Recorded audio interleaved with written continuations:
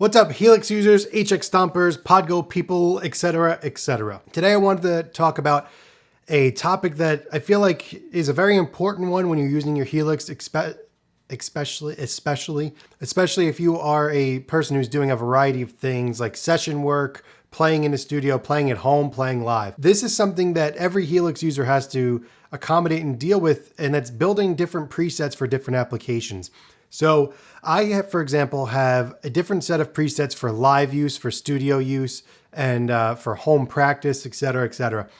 You do get lucky occasionally and have a preset that works universally, which is what I try to create the best I can, especially in the ones that I put up for sale for Marketplace, or ones that are at least close to ready to go in every situation that you could throw at it, which is the same for all my presets.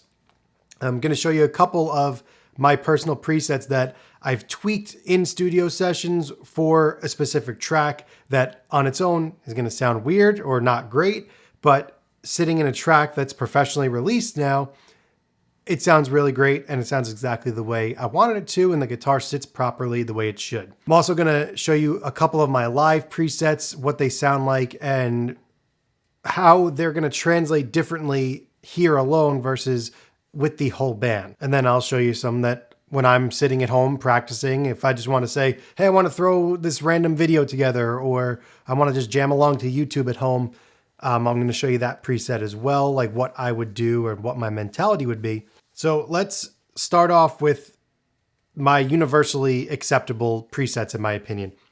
I post some for sale on the Line 6 Marketplace. One in particular is called Placator Power.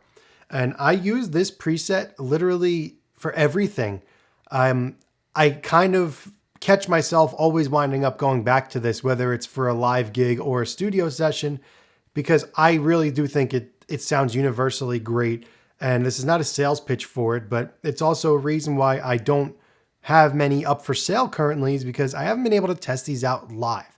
And I don't want to put things up for sale that people are going to pay their hard-earned money on if I don't stand by it and have tested it out live. Obviously, we haven't played live shows, so there's not many presets I have that are ready to go universally that I would be comfortable releasing. So when you buy the Placator Power preset, I will pull this up stock in a rehearsal or in a studio session as it is, and then tweak from there. So for example, here it is stock, okay? It's stock on the Snapshot called Crunch, and this is a regular crunch sound that's on the Placator Power.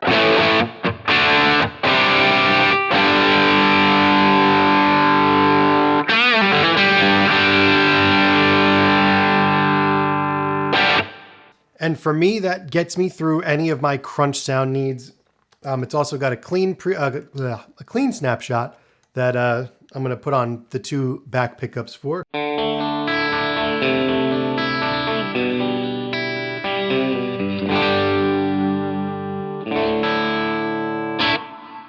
I got a couple of cool little reverb tricks in here.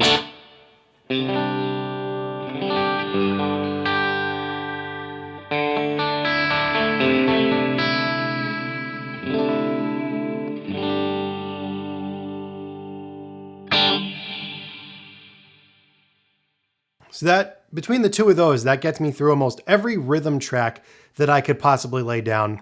Between crunch and clean, that's really all that I would need for the music that I get paid to play. So, for example, I put this up on a Jessica Lynn track that we just released called Now or Never. And I happen to have the preset saved. I'm changing with my feet, that's why I'm looking down. I happen to have the preset saved for that song from when I tweaked it in the studio, and you're going to hear it sound pretty much totally different. This is now the same crunch preset that we listened to before.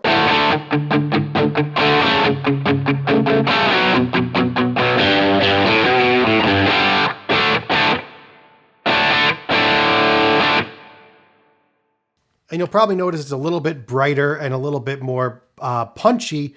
It might not sound as good on its own. I don't know what it's going to sound like in post, but this was a little more brighter. I wound up having to lift all of my high cuts.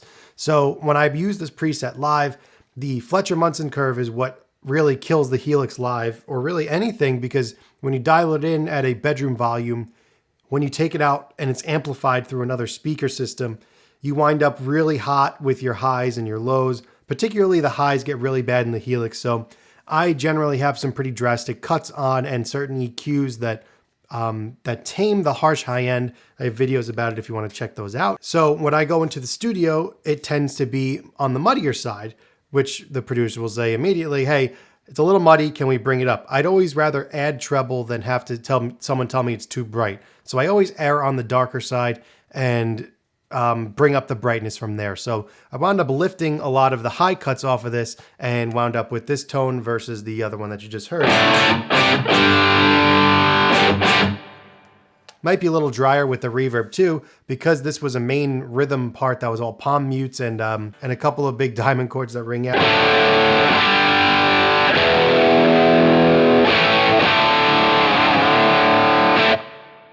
I probably killed that delay or the delay off, and the reverb is on a very minimal setting compared to the stock one. And that's just one particular example, okay? So this isn't a hard, fast rule to live by because it's always going to be different based on your situation. Like, I have to tweak this every single time I go and pull it up in a studio session, or every time I'm at a rehearsal playing with a band.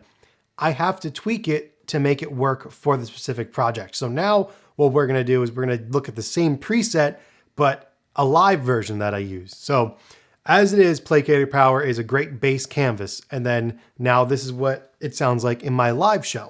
Let's use the song Run To, another Jessica Lynn song that we play live. There's a clean arpeggiated part that I need to play for this. So this is that clean snapshot with a little bit of chorus.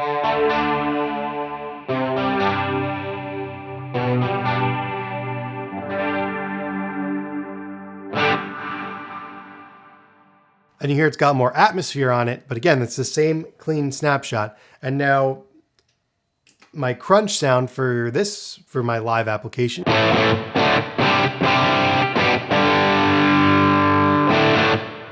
not sure how different this one is off the top of my head. I haven't actually compared these back and forth, but I know I've tweaked them a little bit to fit the application.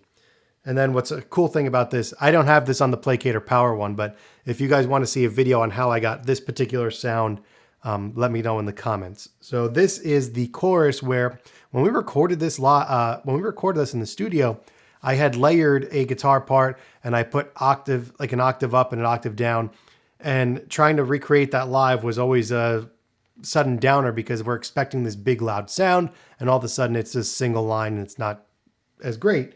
So for the chorus of this song, I now have this wacky thing that is, I don't even know what it's going to sound like on its own, but this is something I tweaked at a rehearsal for my live application. So if it doesn't sound great here, I don't really care because I know that it sounds great within the context of the band.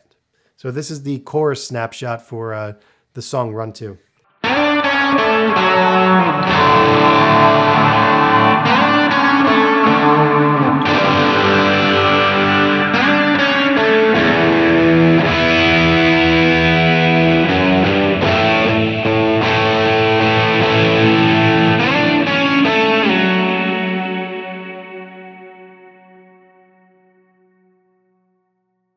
So on that preset or on that snapshot, there's a little bit of a harmonizer in the parallel effect loop that is interacting with the chorus and the reverb. Or no, not chorus? No, it's interacting with the delay and the reverb. The mod chorus echo, my favorite delay, and the reverb are what's making this happen. The harmonizing going in there.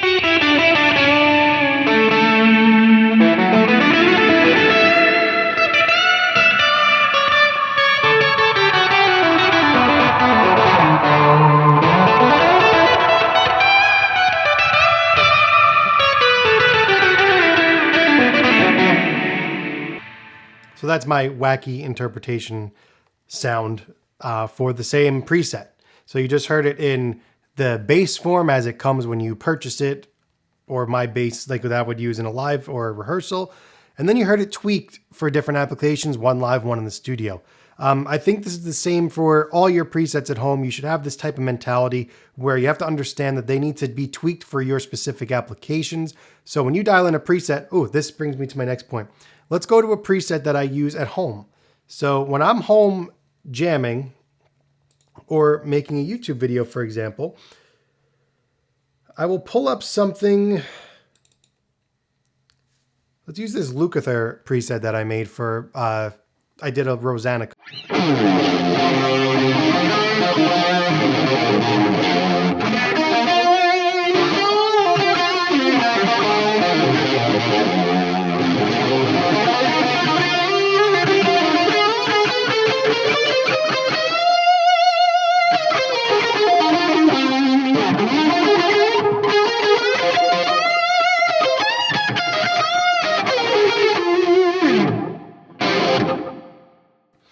So now this Lukather preset, this one's for free. It came with the video that I posted a few weeks ago.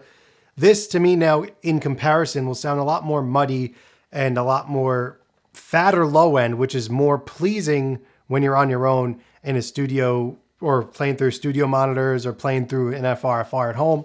Having that big fat low end, you want the huge sounds, you want big tones, right?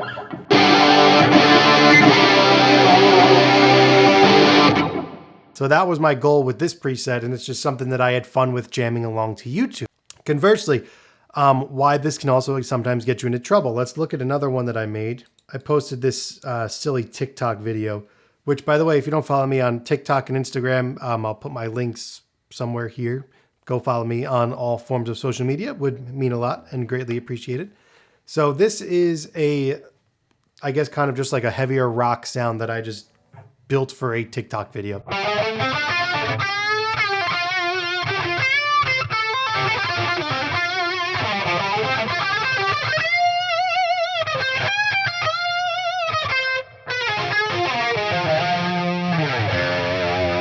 don't know why I'm playing an F. Why do I suddenly want to play an F?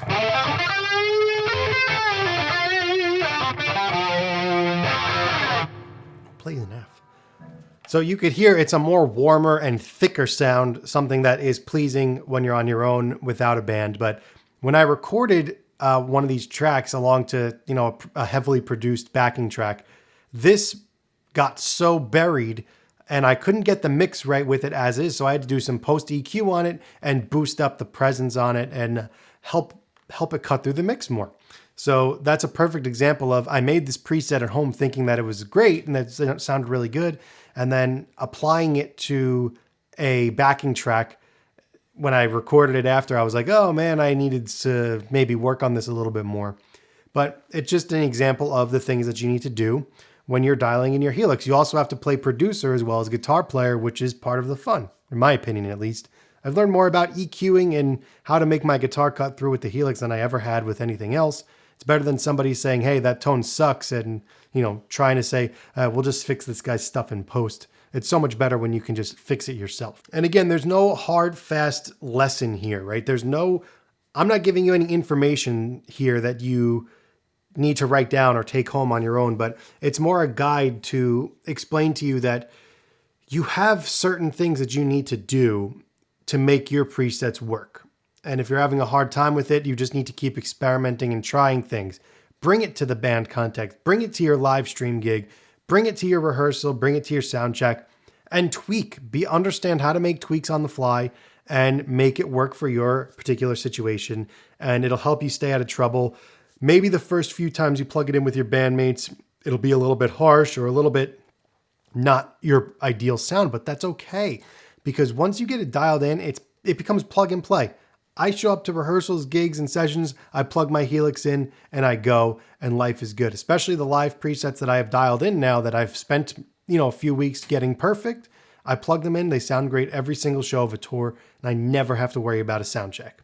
So that's a huge nod to the Helix. One of my favorite parts of it is that it's just so plug and play once you have it dialed in the right way. All right, I've rambled on long enough here. Ask any questions in the comments below, and hopefully you got something out of this video. It was pretty fun to make. It was nice to explore some of these tones on their own. So if you want to check out the Placator Power preset, I'll put it in the comments. I'll link it in the pinned comment. And as usual, thank you guys for watching. I'll see you in the next one.